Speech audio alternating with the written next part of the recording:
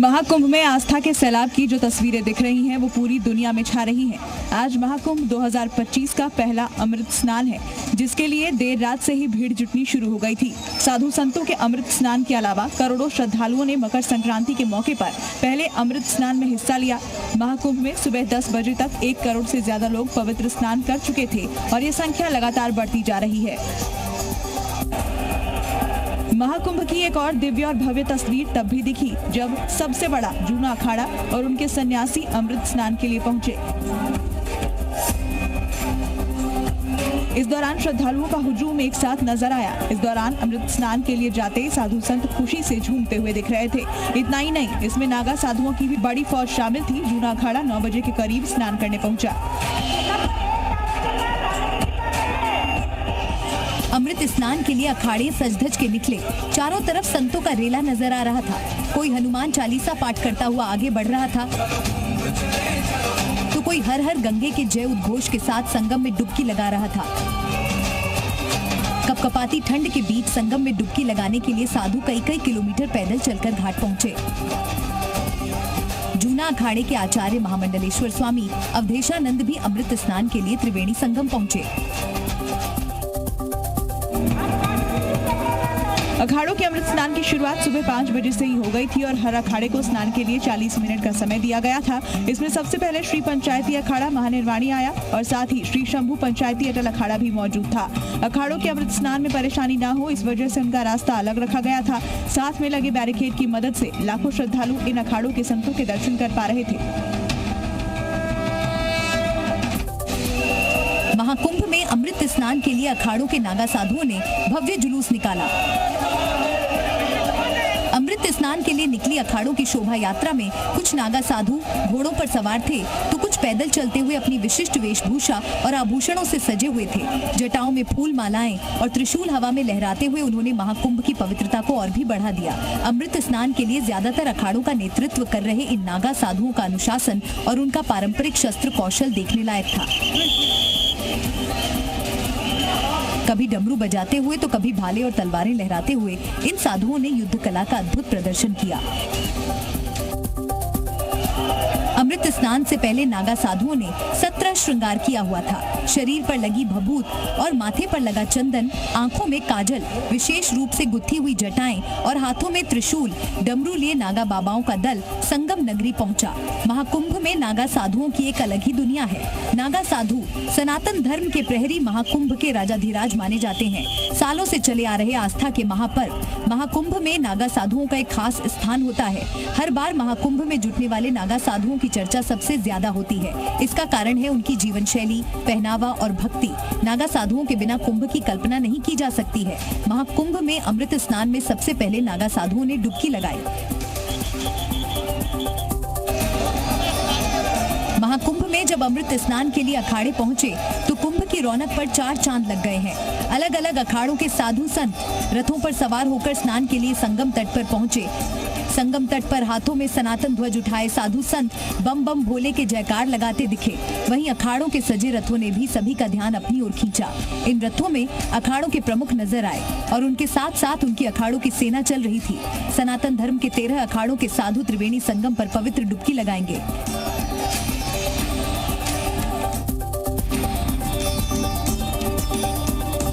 प्रयागराज में चल रहे महाकुंभ की रौनक ऐसी है कि न सिर्फ देश बल्कि विदेशों से लोग यहाँ पहुँच रहे हैं। संगम नगरी पहुँचने वाले विदेशी मेहमान आस्था के इस महाकुंभ की भव्यता देखकर भाव विभोर है और यहाँ के कण कण में आध्यात्मिक ऊर्जा को महसूस कर रहे हैं। ये सब दिखाता है कि महाकुंभ न केवल भारत का बल्कि पूरी दुनिया का एक महत्वपूर्ण धार्मिक आयोजन बन रहा है। कुंभ में पवित्र स्नान करने के बाद विदेशी मेहमान संगम नगरी भी घूम रहे हैं। I think it is very well organized and it is very, very big and it is so many friendly people. I really like it. I enjoy it. अखाड़ों की रौनक और अमृत स्नान के लिए जाते साधुओं के बीच निरंजनी अखाड़ा भी जब निकला तो उसकी तस्वीरें देखते ही बनती थी। पहले 2 अखाड़े के बाद श्री निरंजनी अखाड़ा अमृत स्नान के लिए आया। इस अखाड़े की अगुवाई स्वामी कैलाशानंद गिरी महाराज जी ने की। निरंजनी अखाड़ा जब अमृत स्नान के लिए निकला तो उसमें साध्वी निरंजन ज्योति भी शामिल थी। साध्वी निरंजन ज्योति भी रथ पर सवार होकर अमृत स्नान के लिए निकली।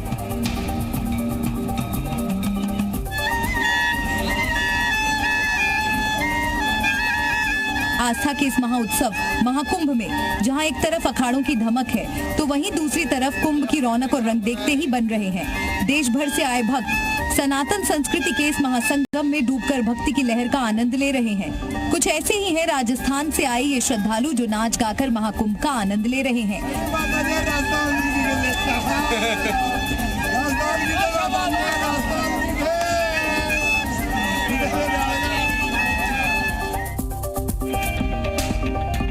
अमृत स्नान में सबसे ज्यादा ध्यान खींचने वाले बाबा ये भी थे। वो नागा साधु जो अपने अलग अलग रूप की वजह से चर्चा में बने हुए हैं। इनमें से एक नागा साधु ये थे जिन्होंने जटाओं को अपने दोनों हाथों में थामा हुआ है और वो घोड़े पर सवार हैं। इसके अलावा एक और बाबा ने ध्यान खींचा जो कि अपने लुक की वजह से चर्चा में रहे। ये बाबा भी जब स्नान के लिए निकले तो लोग इनको देखते रह गए। इनके सिर पर टोपी थी और आंखों पर काला चश्मा था। आज किन्नर अखाड़े ने जूना अखाड़े के साथ अमृत स्नान किया। किन्नर संतों ने अपने लश्कर के साथ अमृत स्नान में भव्य उपस्थिति दर्ज करवाई। किन्नर अखाड़ा को साल 2019 में कुंभ मेला में अमृत स्नान का अधिकार मिला था। जूना अखाड़ा ने किन्नरों को अपने साथ जोड़कर उन्हें सम्मान के साथ स्नान कराया था। इससे किन्नर संतों का मान बढ़ा था। सनातन धर्म के क्षेत्र में यह बड़ा बदलाव था। किन्नर अखाड़े का कहना है कि अमृत स्नान आत्मा का परमात्मा से मिलन का माध्यम है। श्रृंगार के जरिए परमात्मा को प्रसन्न करने की कोशिश होती है। प्रयागराज में आस्था की अमृत धारा बह रही है। महाकुंभ के मेला क्षेत्र में हर तरफ जयकारे गूंज रहे हैं। कहीं साधुओं की टोली ढोलक की थाप पर रामधुन गा रही है तो कहीं मंजीरे के साथ साधुओं की टोली भजन सुना रही है। इन टोलियों में विदेशी श्रद्धालुओं की भी टोली है जो सबसे बड़े समागम में प्रभु ध्यान कर रहे हैं। ओम जय जगदीश हरे सुना रहे हैं। ओम जय जगदीश हरे तुम पुराण परमात्मा तुम अंतर्यामी। महाकुंभ में पहुंचे लाखों साधु संत और साध्वियों में से सबसे ज्यादा वायरल अगर कोई साध्वी हैं तो वो हैं साध्वी हर्षा रिछारिया जो कि महाकुंभ में निरंजनी अखाड़े में शामिल है। वो खुद को आचार्य महामंडलेश्वर स्वामी कैलाशानंदगिरी जी महाराज की शिष्या बताती हैं और महाकुंभ में अपनी खूबसूरती को लेकर चर्चा में बनी हुई है। कई लोगों के मन में उनको देखकर सवाल है कि आखिर वो सन्यासी क्यों बनी। मुझे जो करना था वो छोड़ के मैंने ये वेश धारण किया है। मैंने अपने काम को अपने पिछले जो भी मेरा प्रोफेशन था वो सबको छोड़ के मैं इसमें आई। महाकुंभ में श्रद्धालुओं की सुरक्षा और सुविधा को ध्यान में रखते हुए उत्तर प्रदेश पुलिस ने एक अनूठी पहल की है। गंगा और यमुना नदी में विशेष फ्लोटिंग पुलिस चौकी बनाई गई है। ये चौकी न केवल तीर्थयात्रियों की सुरक्षा सुनिश्चित करेगी बल्कि भीड़ प्रबंधन और आपातकालीन सहायता में भी महत्वपूर्ण भूमिका निभाएगी। ये फ्लोटिंग चौकी प्रमुख स्नान पर्वों के साथ पूरे 45 दिनों तक मेले में श्रद्धालुओं की सुरक्षा सुनिश्चित करेगी। ये पुलिस चौकी पानी में एक स्थान से दूसरे स्थान पर भी जा सकेगी और श्रद्धालुओं की सहायता कर सकेगी। अमृत स्नान के लिए कैसे लोगों का सैलाब उमड़ पड़ा है इसका अंदाजा इसी बात से लगाया जा सकता है कि इसके लिए देर रात से ही लोगों की भीड़ उमड़ रही थी। ये जो तस्वीर इस वक्त आपके सामने स्क्रीन पर है वो सुबह 4 बजे की तस्वीरें हैं। लोग रात 1 बजे से ही संगम पर पहुंचना शुरू हो गए थे।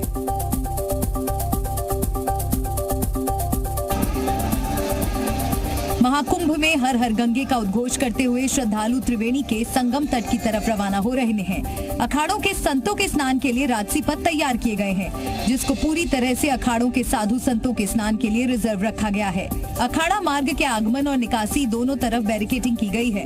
श्रद्धालु बैरिकेडिंग के बाहर से ही अखाड़ों के संतों का दर्शन कर पा रहे हैं। संगम नगरी में अखाड़ों के आगमन पथ को सजाया गया था। अमृत स्नान के लिए पहुंच रहे अखाड़ों के स्वागत के लिए विशेष रंगोली बनाई गई थी। अलग अलग रंगों के जरिए रंगोली तैयार की गई थी जिससे होकर साधु संतों ने संगम में आस्था की डुबकी लगाई। महाकुंभ में अमृत स्नान के दौरान इस बार अखाड़े ज्यादा बैंड बाजे के साथ नजर नहीं आए। दरअसल अखिल भारतीय अखाड़ा परिषद ने फैसला लिया है कि आम लोगों की सुविधा को देखते हुए इस बार अखाड़े ज्यादा बैंड बाजे लेकर नहीं जाएंगे। साथ ही कुंभ क्षेत्र में हाथी और ऊंट लाने पर मनाही है। इसके अलावा सभी अखाड़ों को स्नान करने का समय तय किया हुआ था।